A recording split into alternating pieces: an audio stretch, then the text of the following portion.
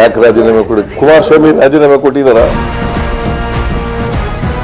ಬೇಲ್ನಲ್ಲಿ ಇದಾರೆ. ಅಲ್ಲ, ಬೇಲ್ನಲ್ಲಿ ಇದಾರಪ್ಪ. ಅವ್ರು ಕೇಳ್ರಿ.